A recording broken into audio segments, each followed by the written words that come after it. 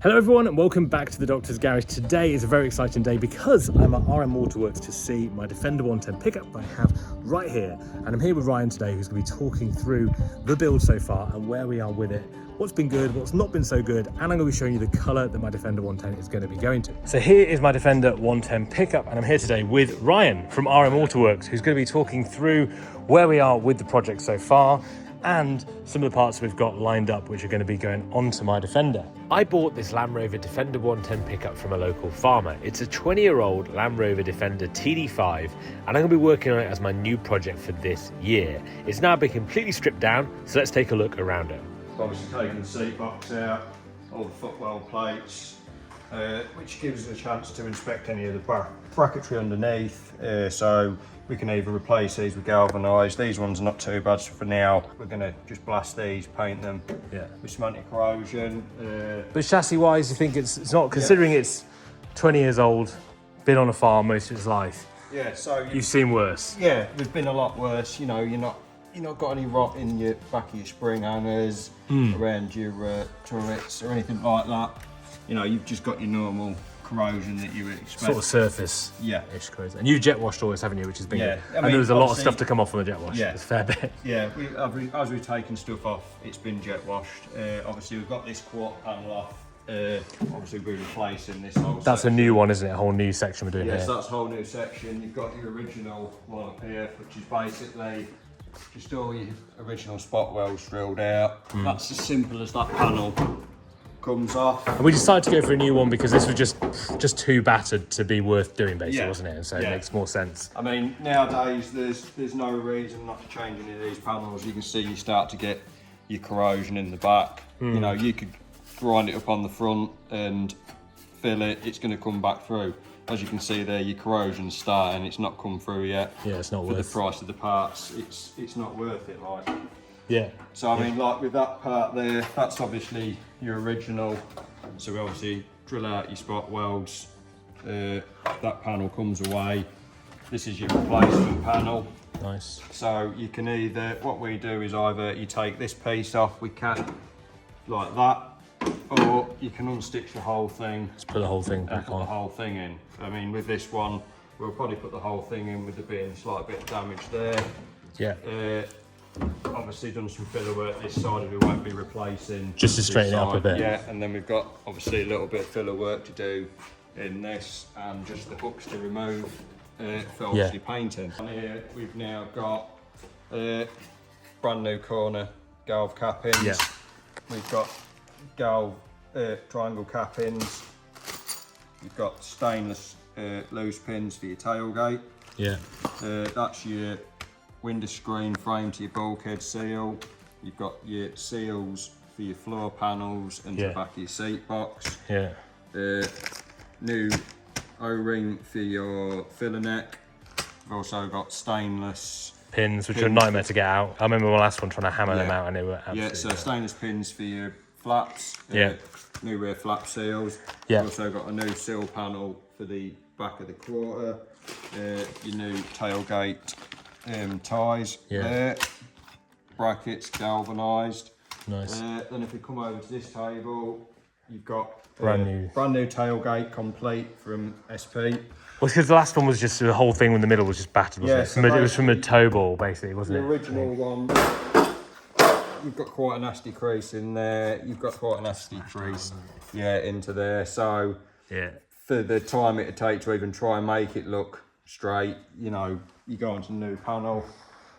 Obviously, you've got all new seals and new window screen seal, roof seal for the front. I put a new window screen in it, aren't we? As well, I've decided today to go for that. It's starting to delaminate. You've got new seals for the rears of the truck cab for the quarter glasses.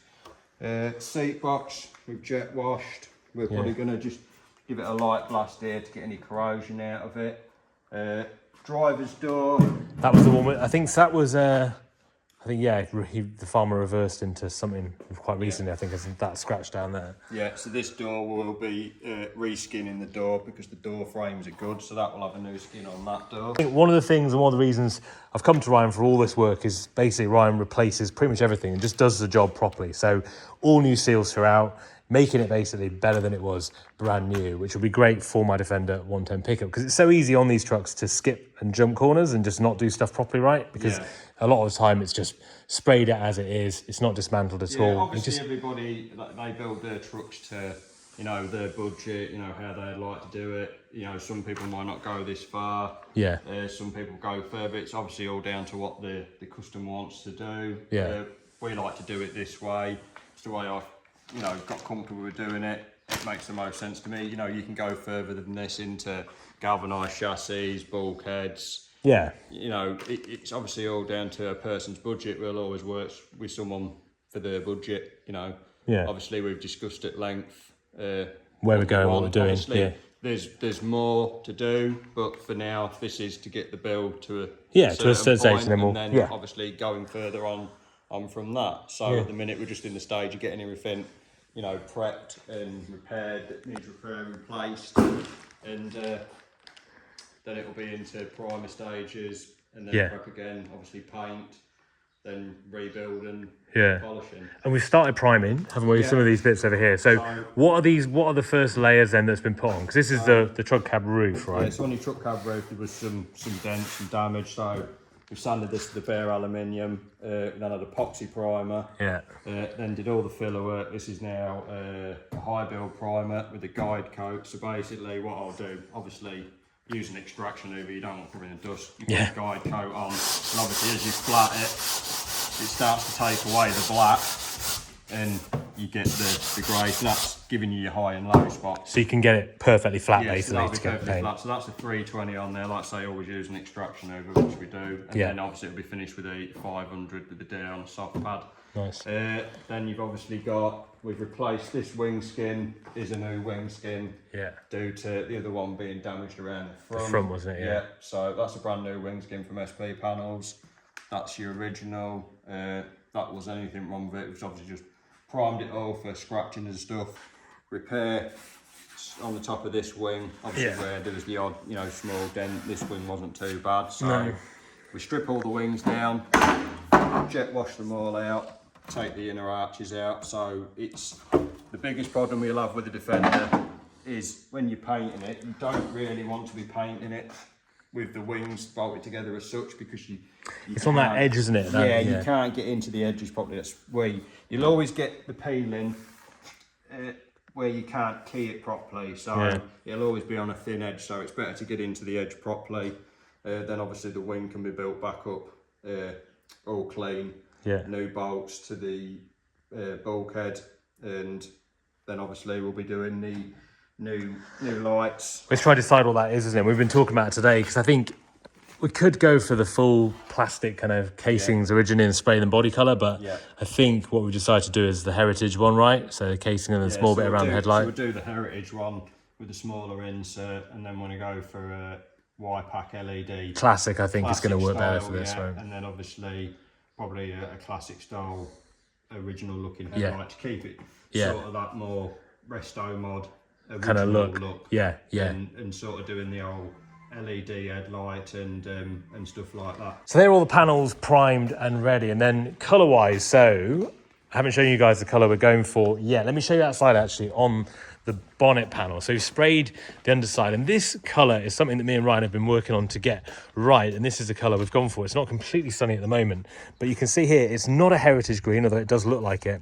It's kind of a blended colour of something like Keswick and something like Grasmere, an in-between colour with a slight more tone of grey to it than your typical Grasmere green that's a lot more green, basically. So kind of a faded, muted version of green. I think it'll look really good with all the galvanised parts we've got planned. Back on the bench, Ryan's got some of the other colours, because the whole thing's going to be that shade I've just shown you. Then what we're going to have is a stone roof and stone wheels, and then with the galvanised capping on the front, as just talked about on those front wings, got the heritage light surrounds in body colour. The grill's going to be a galvanised mesh grill, I think at the moment is what I'm thinking, and then galvanised bumper too. So those are the colours. The custom grain. Nice. So that's the custom grain, and then obviously in here we've got the original Land Rover. It's Land Rover stone, basically. This is Land Rover stone. So that's the stone colour. I think they go together really well. Yeah. Against the green, then obviously with your galvanised. I think it's a great combination. So When it it'll all comes be a together. nice little combination of some original colours, so you can sort of see them there together. Yeah, it's great. One of the discussions we're having is around the tyres. What tyres we put on it? At the moment, they are Avon, what are they, Rangemasters? Yeah. And they were just put on because the farmer used them on the farm and they're probably very good for that. Question is, what is going to suit this? And we're just discussing because I think there's some, they're BF Goodrich mud terrains, which do look really good. And on my Defender 90, I love the mud terrains, but mainly for the look, not for how they drive. No. And that I found drives really nice, steers very light. And I've quite enjoyed that actually with that Defender. I mean, I think if you're going to use it for a little bit of maybe, you know, green lane and a slight bit of off-roading, I'd probably go with an oil terrain over a mud terrain. If you're more seriously going to off-road it, you obviously want a mud terrain. They just look good though. Yeah. It's the look, isn't it? It's obviously all down to the amount of road driving that you do and stuff like that. I mean, they don't wear the best on the road. No. Obviously tarmac's quite abrasive, so there's so many options with tyres on it. It's as well keeping the look of the build. That is, and I think it's hard to know until maybe the body's on, and when it is more classic looking, you don't want to go for some really aggressive off-road tyres. No. But maybe you want something in between. And like you were just saying, I think for spacers are quite useful. So just 30mm spacers, because if you look on the other side, you can see the tyre sits inside the arch, doesn't it? And if it was just brought out, because I quite liked it on my old Defender build where it was just in line with the arch. I think that does look. 30mm keeping the same width tyres just going to give it that little bit more. Yeah. Just to fill it out a little bit. With this truck then mechanically, because there's a few things in there. Like I did the rocker on under here and there was an oil leak from the back, which I think I have stopped, but you found another oil leak, haven't you, further down? Yeah, so we've got, obviously you've got your fuel pressure regulator on your TD5 engine, so there's some rubber seals and stuff inside it, which was quite wet around this area.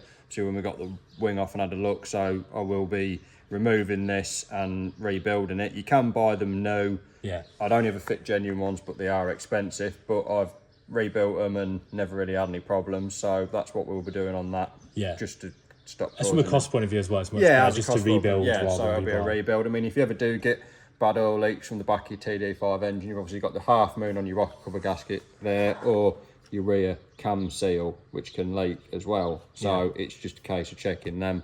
These are not too hard to get out. Flat screwdriver, they'll pop out. Yeah. You know, put them back in. You've obviously got the one at the front as well. Obviously with the TD5, just keep your eye on your injector loom plug. You know, because it goes into ECU, doesn't it? Yeah. Check it regularly. You know, maybe twice a month, just to see if it's got any oil ingress into the plug. Yeah. And because it comes under a serviceable item on a TD5. It's something that should be done every couple of years, do you reckon? I read online, because I've done the one on this. I did a video on it a while back. It depends as well. You know, if you buy a cheap loom, you might be doing it more regular. Pace Automotive does do a kit now where it brings the plug to the outside, so it's like an upgrade. So it kind of eliminates the oil getting through that plug into your ECU. So he does do an upgraded injector loom for that with a plug, which is quite good. So I mean, you can buy the cheap ones, and then I'd maybe, you know, change it maybe every 6 months. Really? Just to keep your eye on it. To stop, because when the ECU gets oil in it, then you've obviously got a much bigger problem to deal with, haven't you? Much more expensive problem to fix. Yeah. One thing we'll be doing is obviously removing the heater box, etc., to paint the bulkhead. Yeah. So this will get stripped right down. We'll blast the case in. We'll repaint it. We'll obviously fit new seals for the heater box. We've also just got to look at the issue with the heater cable. It's stretched. So yeah, just little problems like that, but nothing that's nothing major. No, that's good. Major. That's where we are with the Defender 110 at the moment. It's with Ryan now for, what do you reckon, another 4 or 5 weeks probably to get everything put back together? Yeah, I should say about get it built back up. And we'll be doing a bit more dismantling the vehicle and then spraying those panels and getting the new colour on it. So excited to see what it looks like. But thanks for watching the video, and I'll see you guys very soon.